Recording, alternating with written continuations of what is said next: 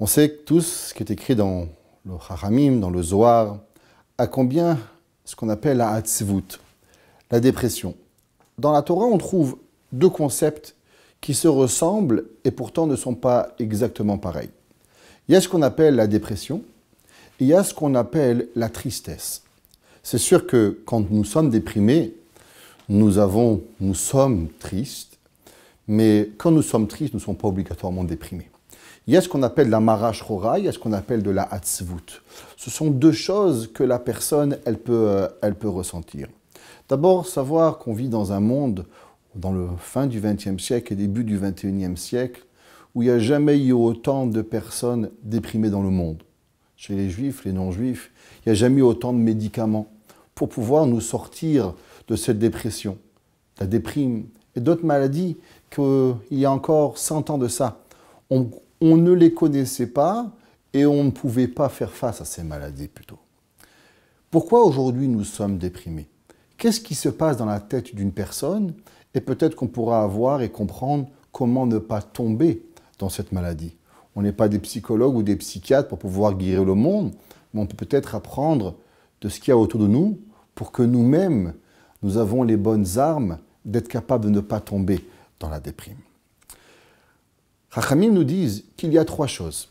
Il y a le passé, il y a le futur et il y a le présent. Les trois, chacun d'eux, nous apporte quelque chose de différent. Le passé, très souvent, il amène à la personne ce qu'on va appeler la déprime. À cause que, avons-nous été capables de remplir notre passé de la façon que nous voulions le remplir? Chacun de nous avait des rêves. Et très souvent, quand on avait 20 ans, 30 ans, 40 ans, tout dépend de la journée où on regarde cette capsule, on avait des grands rêves de notre vie. Avons-nous été capables de remplir ces rêves? Souvent, quand on regarde le passé, alors on se remplit de dépression. On se remplit de déprime de façon à ce qu'on n'a pas été capable. La Gemara de nous dire dans Masechet Souka, qu'est-ce que les tzadikim disaient? Ashrei yalduteinu, ashrei ziknoteinu, shelo baisha et yalduteinu. Heureux notre jeunesse qui ne fait pas honte à notre vieillesse. Qu'est-ce que ça veut dire? Quand une personne elle arrive à un certain âge, elle a déjà mûri, elle a déjà compris certaines choses. Mais très souvent, quand on regarde son passé, alors le passé peut déranger qui nous sommes. Très souvent, quand on regarde en arrière, alors le passé nous fait peur. C'est pas pour rien que le péché en hébreu s'appelle Avera. Avera qui vient du mot avar, passé. Parce que souvent, le péché, on veut qu'il soit derrière nous et on ne veut pas qu'il soit devant nous. Le passé nous amène la tristesse. Le futur nous amène la peur. Que va être demain? La daaga. Demain, comment je vais réagir?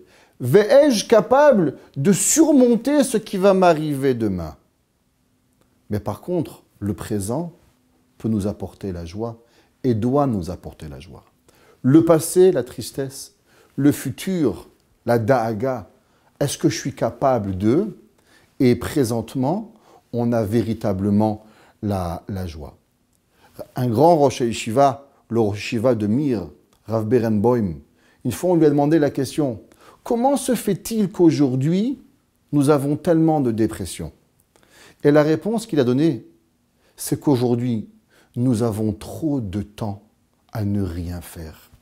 Il y a 100 ans de ça, les gens partaient le matin, allaient travailler, toute la journée, revenaient le soir, Mincha Ma'ariv, étant fatigués, allaient à la yeshiva, au kollel étudier, ils n'avaient pas le temps de réfléchir. Est-ce que je suis heureux? Est-ce que je suis triste? Qu'est-ce que je peux faire?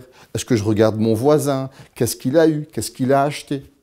Tout ce monde de regarder, de me comparer à quelqu'un, c'est ça qu'il apporte. On est bombardé toute la journée dans les médias, des publicités, de comment être, de comment on doit réagir par rapport à la société.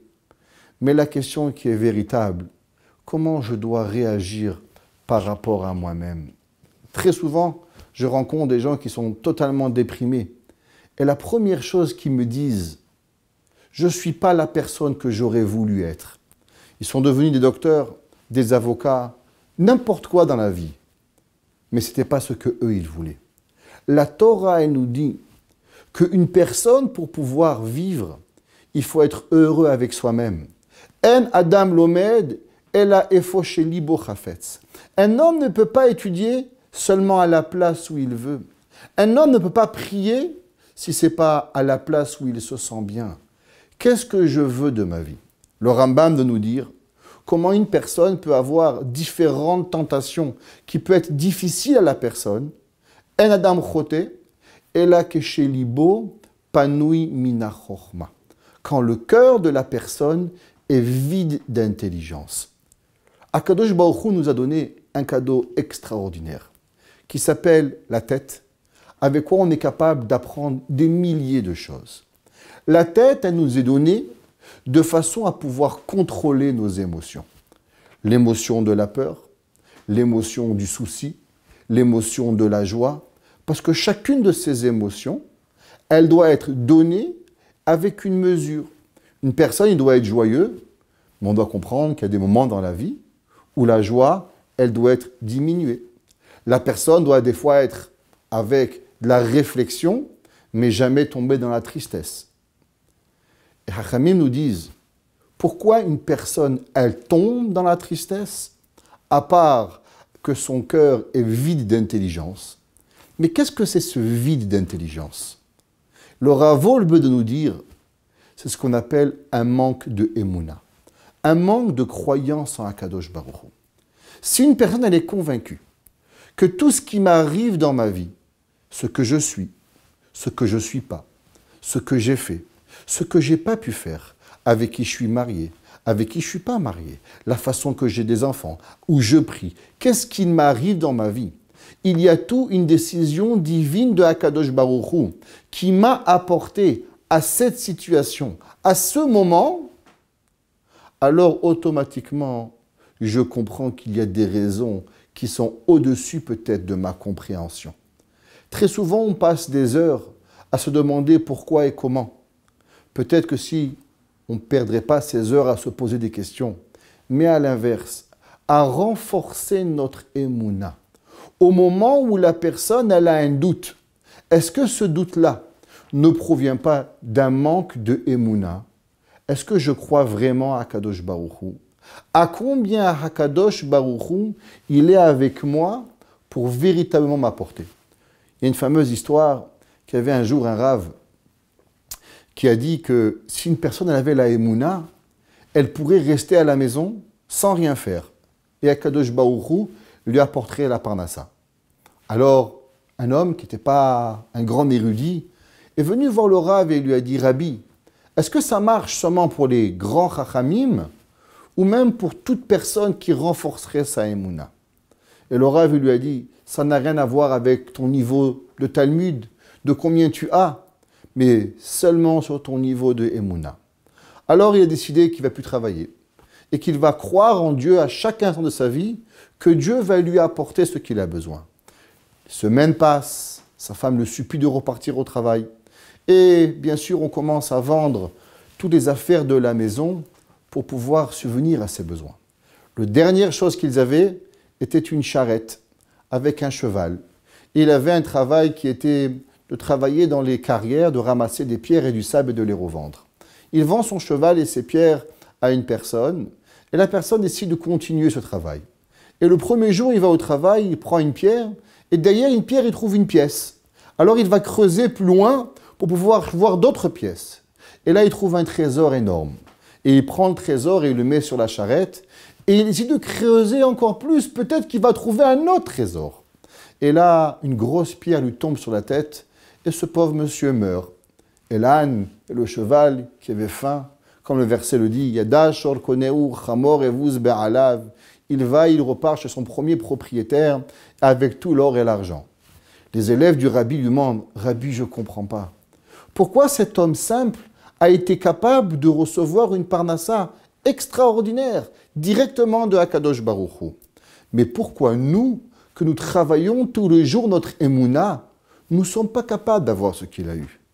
Et le Rav de lui répondre, Parce que tous les jours, quand ils ne vous reviennent pas, la parnassa ou ce que vous voulez, vous vous demandez des questions. Peut-être que si, peut-être que là, peut-être que oui, peut-être que non. Et peut-être qu'Akadosh Baruch Hu a seulement décidé que ce n'était pas le bon moment. Vous êtes toujours en train de trouver des excuses. Pourquoi Akadosh Baruch Hu ne vous l'a pas donné? L'homme qui vit dans la joie tous les jours, le journalier, alors il ne se pose pas ces questions. Il comprend qu'aujourd'hui.